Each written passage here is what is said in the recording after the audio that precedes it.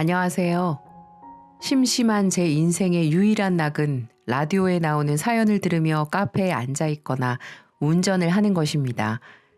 제 결혼 생활을 곁에서 지켜본 친구들이 다른 사람들 이야기만 듣지 말고 제 이야기를 보내보라고 해서 부족한 솜씨로 사연을 보내게 되었네요. 30대라는 젊은 나이에 찾아온 유방암을 끝으로 이혼까지 하게 된 제 인생이 평범하지는 않다고 주변에서 계속 부추기더라고요. 저도 20대 때는 젊은 아가씨들처럼 노는 걸 좋아하고 제 인생이 이 세상에서 가장 특별하다고 생각하는 사람 중에 한 사람이었죠. 그래서 운명 같은 시시한 걸 믿기도 했었고요. 아마 제가 운명이라는 걸 믿지 않았다면 지금쯤 다른 인생을 살고 있지 않았을까라는 생각도 해봅니다. 남편과 저는 인연이 겹쳐 제 운명이라고 생각했지만 지금 돌아보니 그저 악연일 뿐이었다는 생각이 드네요. 남편과 저는 대학교에서 만나 연애를 시작하게 되었습니다. 이후 저는 전공을 살려 중학교에 영양사로 근무를 하고 있었고 남편은 직장 생활이 잘 맞지 않는다고 해 자동차 딜러를 하고 있었어요. 제가 조금 소극적인 성향이라면 남편은 외향적인 성향이 강했기 때문에 저도 남편이 영업직을 하는 게 더 맞다고 생각을 했습니다.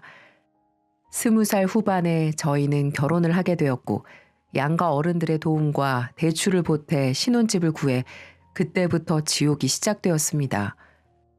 여보, 내 검은색 양말 못 봤어? 오늘은 그거 신어야 하는데. 빨래에 검은색 양말 없었어. 혹시 다른 색이랑 착각한 거 아니야? 아유, 무슨 소리야. 내가 검은색 양말이 몇 갠데. 그냥 대충 있는 양말 신고 가. 이러다가 늦어. 아무튼 찾아봐. 나 계약할 땐 그 양말 꼭 신어야 돼.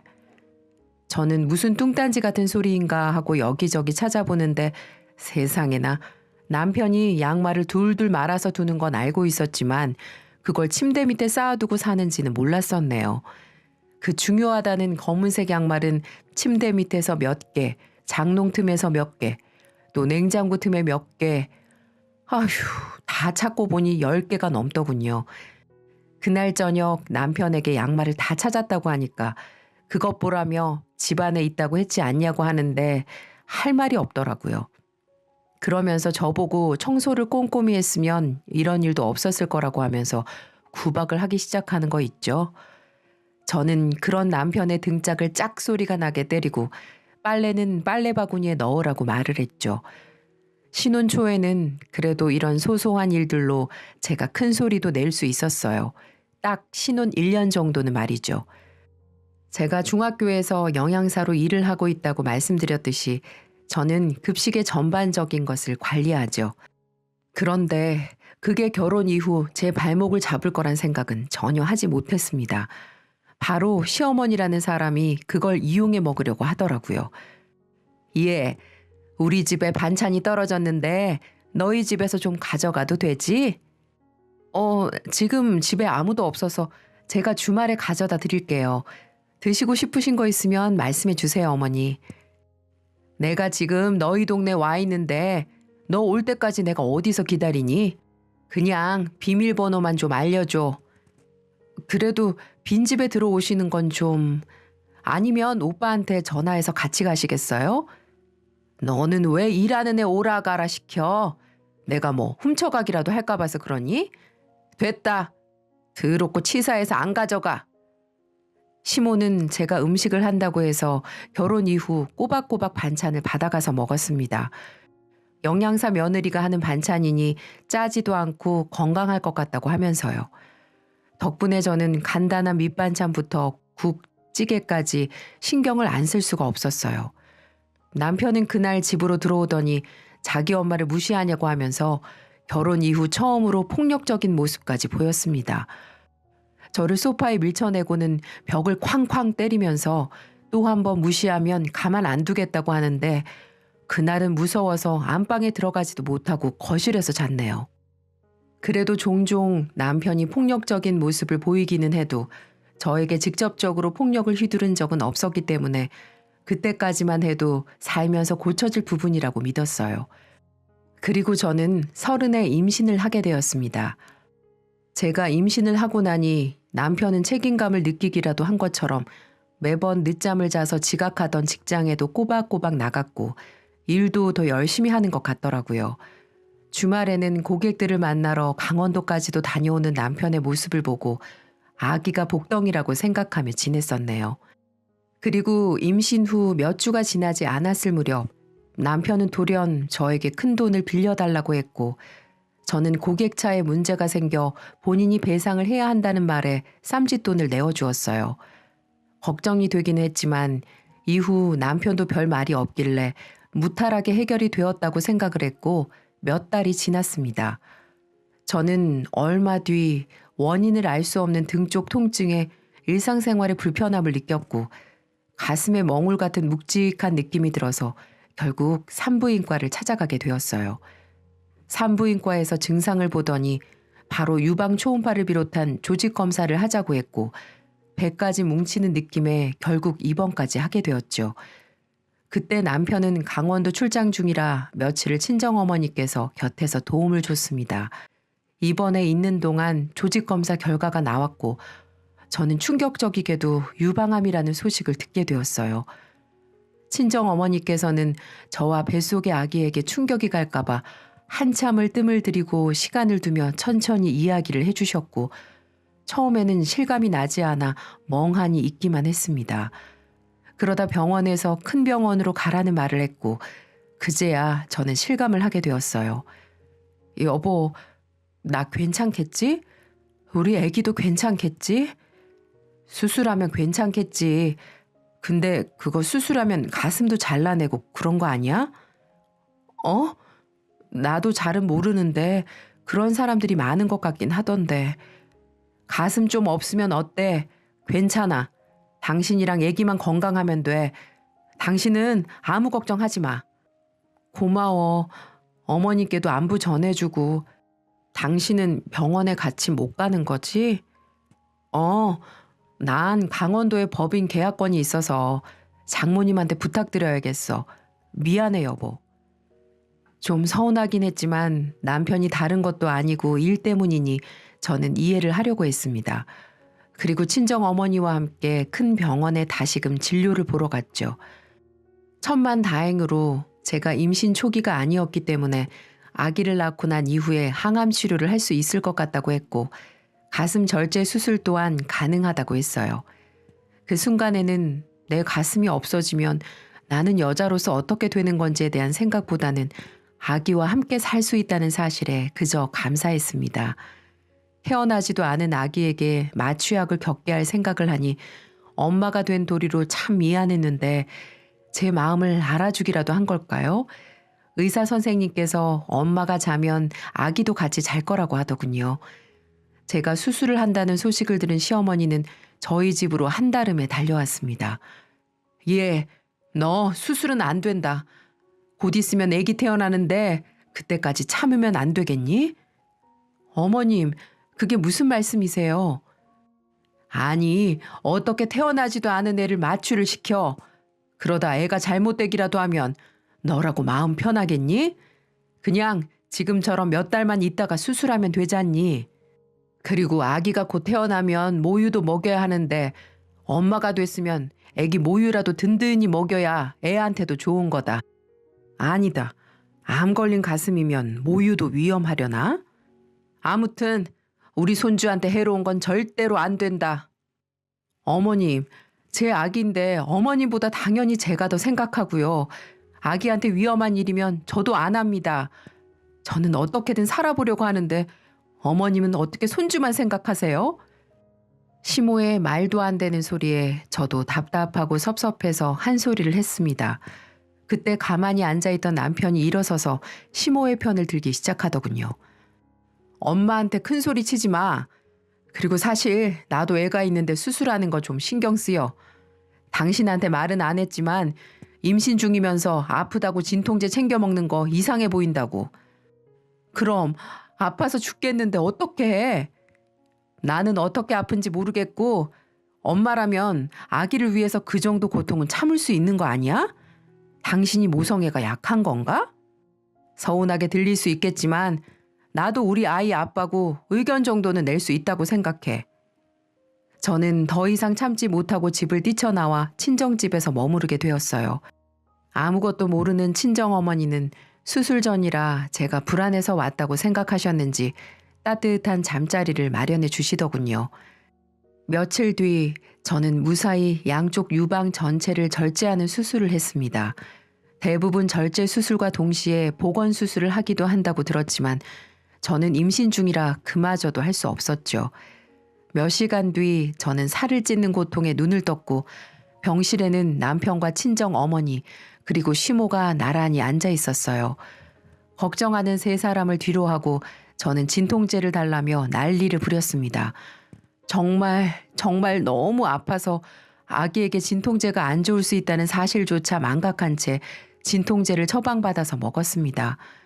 일주일 정도 입원 후 저는 퇴원을 하게 되었고 한 달도 지나지 않아 출산까지 하게 되었어요. 출산을 하고 나서부터는 아기 육아하랴 항암 치료하랴 정말 정신이 없었어요. 이 나이에 애가 애를 낳은 걸로도 모자라서 조금 더 건강한 엄마가 되고 싶어서 하루가 멀다 하고 병원을 갔습니다. 솔직히 이 시기에 제가 다른 사람을 챙길 여력이 없어서 남편과 시댁에게 소홀했던 건 인정합니다.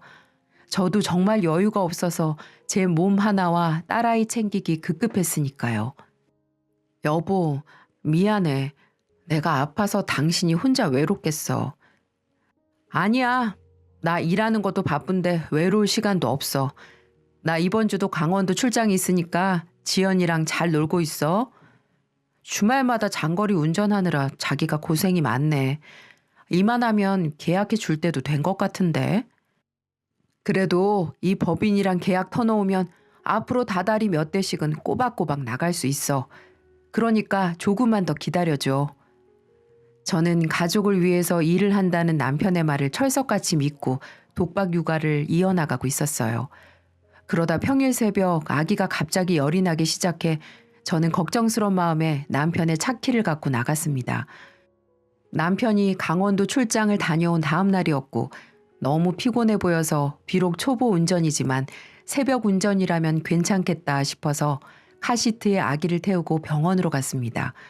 다행히 아기는 별일이 없었고 해열제를 비롯한 감기약을 처방받아 다시 차로 돌아왔죠.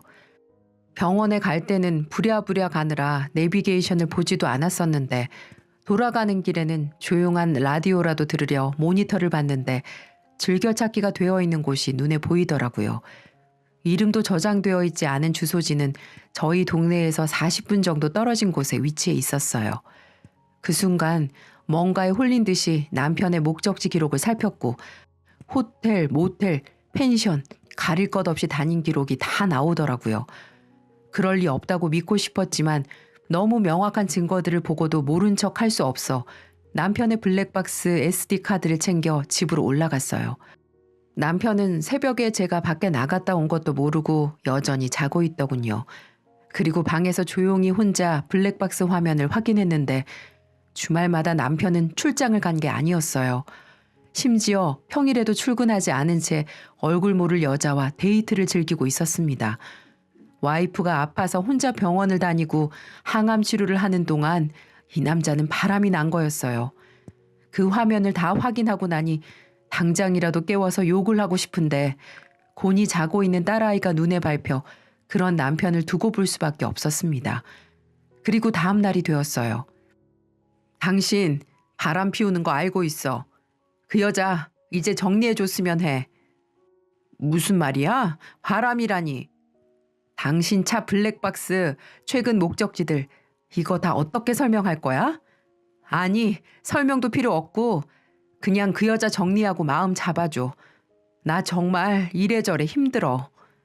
너 의부증 있어? 남의 차는 왜 뒤지고 난리야? 그래놓고 뭘 뻔뻔하게 나한테 말을 하는지 모르겠네? 그래, 나 요즘 연애한다. 그게 무슨 문제라도 돼? 솔직히 말하면 당신은 재수가 없는 거지만 난 억울해. 사기 결혼 당한 것 같다고. 어떻게 결혼하고 얼마 되지도 않아서 유방암이 걸려? 나 아직 젊고 예쁜 여자들 보면 설레. 근데 당신한테는 아무것도 느낄 수 없어. 어떻게 나한테 그런 말을 할 수 있어? 내가 또 못할 건 뭐냐? 내가 뭐 못할 말 했어? 당신 밑으로 들어간 병원비가 얼마인지 알기나 해?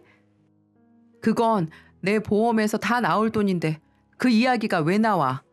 그럼 내가 연애할 때부터 당신한테 해준 돈들은? 그건 알기나 해? 고작 병원비 몇 갖고 물고 늘어지겠다는 거야? 그 순간 제 머리 위로 소뚜껑만한 손이 퍽 하는 소리와 함께 닿았고 저는 그 자리에서 주저앉아 버렸습니다. 그러고 나서도 남편은 화가 풀리지 않는지 반지를 낀 손으로 제 머리통을 몇 대를 때렸어요. 그 이후 남편이라는 인간은 사람 새끼가 아니라는 걸 알고 꼭 나를 위해, 우리 아이를 위해 복수를 해주고 싶었습니다. 정말 사람이라면, 최소한의 인간으로 태어났다면 이렇게 뻔뻔하게 잘못을 저지르고도 당당하게 나오지는 않을 테니까요. 그때부터 남편 놈을 사람이 아닌 발정난 동물로 취급하기로 했어요. 그래서 먼저 다음 날 남편 모르게 변호사를 선임해 지금 제 상황에 대해 모든 걸 의뢰했고, 변호사는 최대한 법정에서 유리한 판정을 받으려면 증거들을 많이 수집하는 게 좋다고 하더군요. 그래서 그날부터 이미 확보한 블랙박스 영상은 물론이고 남편과의 대화 내용을 녹음하기로 했고, 실제로 그 상간녀와 바람피는 현장을 덮치기도 했습니다. 그래서 남편에게 의도적인 질문들을 많이 했어요. 그리고 바보같이 매달리는 척, 당하는 척 연기도 했습니다. 이게 가능했던 이유는 더 이상 남편에 대한 사랑이 아예 없었기 때문에 비굴한 모습을 보여도 법정에서 남편의 죄를 묻고 싶었고, 나중에 내 아이와 둘이서 잘 살고 싶다는 마음 하나 때문이었죠. 당신 오늘도 그 상간녀 만나고 왔어? 좋았어? 마누라 놔두고 바람 피는 기분은 어떨지 궁금하네. 네가 알아서 뭐하게? 다른 집 마누라들은 남편이 바람 피고 오면 죽이네 사내 하던데 넌 어째 이걸 즐기는 것 같다? 이제 다 포기한 거야? 포기라니. 난 당신이 밖에서 무슨 짓을 해도 이해하기로 했어. 언젠가는 당신이 돌아올 거라는 믿음을 갖고 말이야. 그리고 당신은 이 집의 가장이잖아. 내 남편이자 아이 아빠이기도 하고. 그러니 상간녀랑 즐기다가 재미 없어지면 그때 나 많이 사랑해줘. 지금은 당신 돌아오길 바랄게. 참 희한한 여자네. 그래 뭐 당신이 그렇다니 나도 편하게 만날 수 있겠네. 그리고 나 돈 좀 줘. 나 이번에 돈 쓸 일이 생겼는데 돈이 좀 부족하네. 당신 보험금 이번에 받았잖아. 그거 빼서 나한테 좀 줘. 몇 달 있다 줄 거니까. 뭐? 그건 안 돼. 저번에도 2천만 원 줬잖아. 내가 당신 금고야? 나한테 뭐 맡겨놨어? 당신 일하면서 월급 받고 제대로 월급을 갖다 준 적은 있어? 지금까지 내가 벌어둔 돈, 우리 친정에서 도와준 걸로 버티고 살아왔는데 미안한데 그 돈은 못 줘. 그 돈은 나중에 우리 애기 교육비로 쓰려고 묶어놨어. 돈 필요하면 사채를 쓰든지 시댁에 빌리든지 그건 당신이 알아서 해. 저는 정말 그 돈은 줄 수 없었어요. 왜냐면 그 돈을 주면 남편에게서 못 받을 거 안 봐도 뻔했으니까요. 그리고 그 돈은 남편과 이혼을 하게 되면 저와 제 아이가 이 세상을 살아가면서 꼭 필요한 돈이기도 했으니까요. 그러자 남편은 갑자기 화를 내기 시작하더니 제게 또 손찌검을 하기 시작하더군요. 제가 소리를 지르고 아기도 울면서 소리를 지르기 시작했어요. 여름이라 창문을 열어두어서 그런 건지 다행히 동네 주민분들이 신고를 해줬고 저는 경찰이 올 때까지 15분 동안 꼼짝없이 맞았습니다. 상황의 심각성을 안 경찰이 거칠게 문을 두드리자 그제야 정신을 차린 남편은 저를 내버려두고 밖으로 나갔고 그 자리에서 경찰에 끌려갔어요. 저는 아기와 함께 응급실에 가서 치료를 받았고 앞니가 깨지고 관자놀이 부근이 찢어지는 등 전치 4주의 진단을 받았습니다. 너무 억울했어요. 어떻게 돈을 주지 않았다는 이유로 아내를 그렇게 무참히 짓밟을 수 있을까요? 그렇게 전 경찰에서 남편과 격리된 채 조사를 받기 시작했고 경찰은 제게 남편의 처벌을 원하느냐고 물었습니다. 그래서 전 조금도 고민하지 않은 채 강력히 처벌을 원한다는 진술서를 작성했고 사인까지 했어요. 그리고 진단서, 그동안 피멍 사진 등을 추가로 제출했고 경찰은 요즘 세상에 이렇게 가정폭력을 하는 사람이 있냐면서 혀를 끌끌 차더니 검찰로 넘어가면 검사님이 판단을 하실 거라고 기다려보라고 하더군요. 그 소식을 들은 남편은 정말 자신이 잘못될 거라는 걸 예상을 했는지 갑자기 제게 와서 평소에 하지 않은 행동들을 하기 시작했어요. 제가 아기를 보고 있으면 집안 청소를 하기 시작했고 빨래에 설거지에 심지어는 제게 음식을 해서 갖다 바치는 겁니다. 정말 다시 한번 느꼈네요. 이 사람은 자기가 불리해지면 간이고 쓸개고 다 퍼줄 간사한 새끼라고요. 여보, 많이 아팠지? 내가 갑자기 흥분해서 그랬어. 내가 정말 미안해. 이렇게 사과할게. 당신 화 안 풀리면 내가 때린 만큼 나 때려도 좋아. 아휴, 난 정말 남자 새끼도 아니야. 어떻게 여자를 때리다니. 그것도 애기 보는 데서 마누라를. 정말 미안하다. 아니야. 내가 맞을 짓을 해서 맞은 거지. 진작 당신 말대로 돈을 빌려줬더라면 이렇게 얼굴이 망가지도록 맞지 않았을 텐데 내 생각이 짧았어. 그러니까 나한테 미안해하지 않아도 돼. 나도 잠깐 화가 나서 당신을 고소했지만 곧 취하할 생각이야. 그러니 안심하고 이렇게 평소에 하지 않은 짓 안 해도 돼. 그냥 평소처럼 행동해. 난 그런 모습이 당신 멋있어 보이더라. 정말? 고소 취하해 준다는 거지? 아우, 역시 당신밖에 없어. 그럼 나 밖에 좀 다녀올게. 애기 잘 보고 있어. 왜? 이 시간에 어딜 가게? 또 그 상간녀 만나러 가는 거야? 아유, 그건 당신이 알 필요 없고 몸조리나 잘하고 있어. 참, 저 인간은 역시나는 역시나였습니다. 하지만 전 속으로 쾌재를 부르고 있었어요. 사실 제가 남편한테 고소를 취하해 준다는 얘기는 새빨간 거짓말이었거든요. 제가 만약에 제가 고소를 취하지 않고 버틴다면 남편의 간사한 행동들을 당분간 계속 봐야만 했고 남편이 계속 이것에 대해 촉각을 세울 것 같았거든요. 그래서 남편에게 고소를 취하해 준다고 하면 남편이 이 사건에 대해 느슨해지고 더 상간녀와의 더러운 만남을 지속할 수 있을 것 같아 제 나름대로 머리를 쓴 거였어요. 그러면 이혼 소송도 제게 유리한 쪽으로 받을 수 있을 거고 형사로 법적 처벌까지 받을 수 있을 거라고 생각했으니까요. 전 2마리의 토끼를 잡으려고 부글부글 끓는 속을 달래가며 아무렇지 않은 척 남편을 대했습니다. 그리고 다음 날 전 상간녀를 찾아갔어요. 변호사 선임하면서 상간녀의 직장과 정보를 알아내기 위해 흥신소에 의뢰를 해놓은 상태라 어디서 일하는지도 알 수 있었죠. 상간녀는 광고회사 일을 하고 있더군요. 규모가 크지 않은 회사였지만 사무실은 좋아 보였습니다. 그리고 전 광고를 문의하는 척 들어갔다가 상간녀 김지숙을 찾기 시작했어요.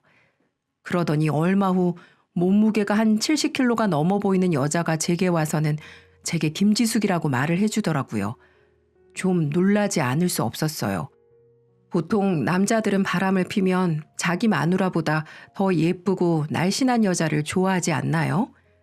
근데 이 여자는 저보다 몸무게가 15kg나 더 나가 보였고 화장은 얼마나 떡칠을 했는지 같은 여자가 봐도 무슨 꿀꿀거리는 돼지처럼 생겼더라고요.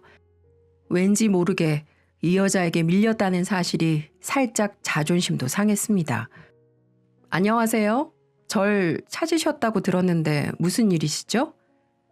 절 사무실 안에 있는 룸으로 안내를 하고는 그 여자가 제게 묻기 시작했습니다. 당신이 김지숙이에요? 저 박정철 아내 되는 사람입니다. 이만하면 제가 왜 왔는지 아실 것 같은데요. 아, 근데 왜요? 왜 찾아오셨는데요? 그쪽이 남편 간수 잘못해서 남편 뺏긴 거 가지고 왜 남의 직장까지 찾아와서 이러시는 거죠? 전 더 이상 할 말 없는 것 같으니까 어서 돌아가 주세요. 그러지 않으시면 경찰 부를 겁니다. 야, 김지숙, 너 거기 안 서? 인연이 말로 해서는 안 될 년이고만 남편 간수 못해서 바람핀 거 가지고 왜 그러냐고? 그게 애 엄마가 할 소리야? 너도 네 남편 따로 있잖아. 애는 2명이나 있고. 그런데 그런 말이 나와? 제가 사무실에서 소리를 지르자 거기서 일을 하는 사람들이 저희를 보고 웅성웅성거리기 시작했습니다. 상간녀도 그 모습을 보고 그때부터 다시 자리에 앉아 차분히 얘기를 하자고 하더군요. 자녀가 있는 사람이 다른 남자랑, 그것도 가정 있는 남자랑 바람을 펴야 되겠어? 네 가족한테 부끄럽지도 않아? 자, 지금부터 내가 너한테 조건을 제시할 거거든? 네가 어떤 걸 선택할 건지는 네 자유야. 하지만 네가 뭘 선택하느냐에 따라서 네 인생이 앞으로 달라지게 될 거야. 말할게. 먼저 나 너랑 대화한 거 녹음하고 있어. 네가 조금 전에 이미 내 남편하고 바람핀 거 인정했고 네가 남편 놈과 차 안에서 애정행각한 블랙박스 영상도 내 핸드폰에 저장되어 있어. 그래서 네가 내 조건을 받지 않는다면 난 이 녹음본과 영상을 지금 당장 네 회사 사람들한테 뿌릴 작정이야. 그리고 너네 회사 광고 회사지? 그래서 난 지금 바로 나가서 저기 저 사람들 중 한 명한테 가서 명함 크게 파서 이 사무실 그리고 니네 남편 다니는 직장에도 찾아가 똑같이 뿌릴 생각이야.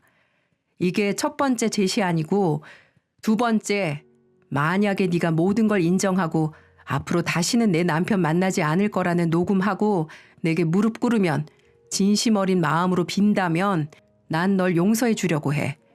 무슨 말인지 알겠지? 그러니까 지금 결정해. 딱 1분 줄게.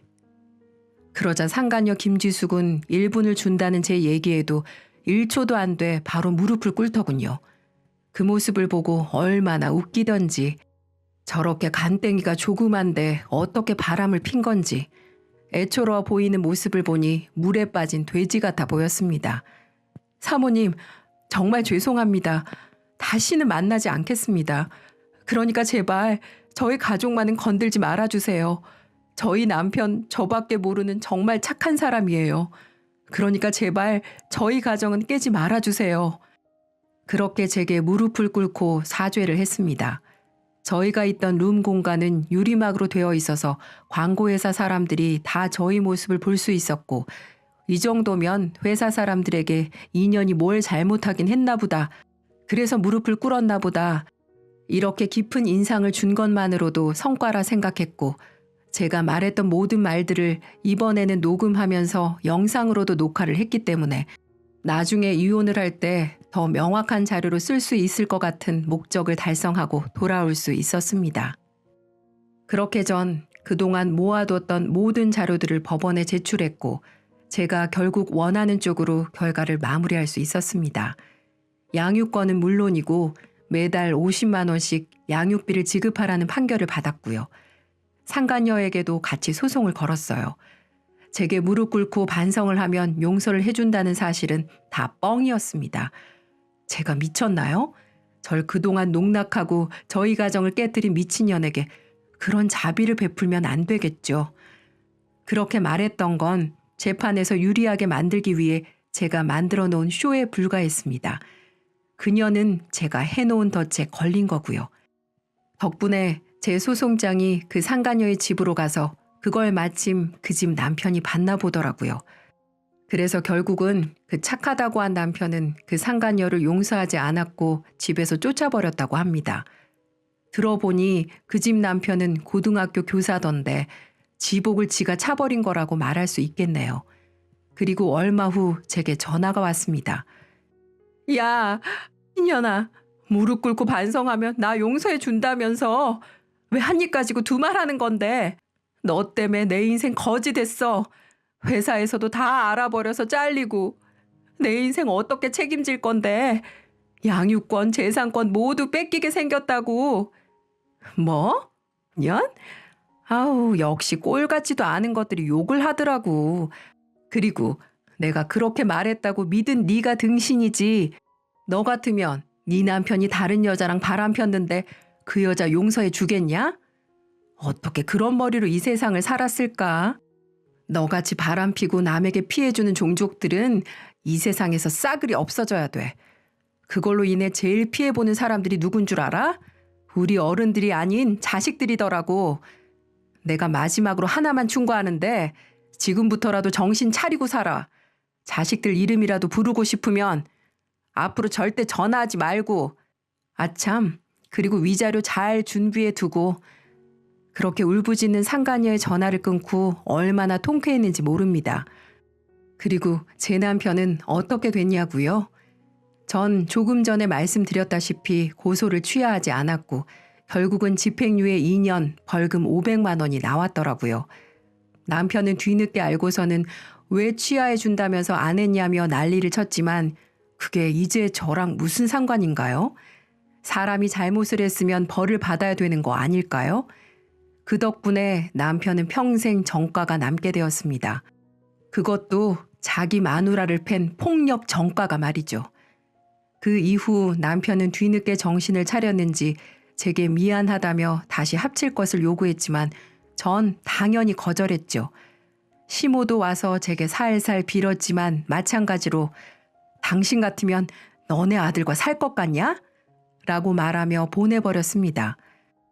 그렇게 저의 결혼 생활은 막을 내렸습니다.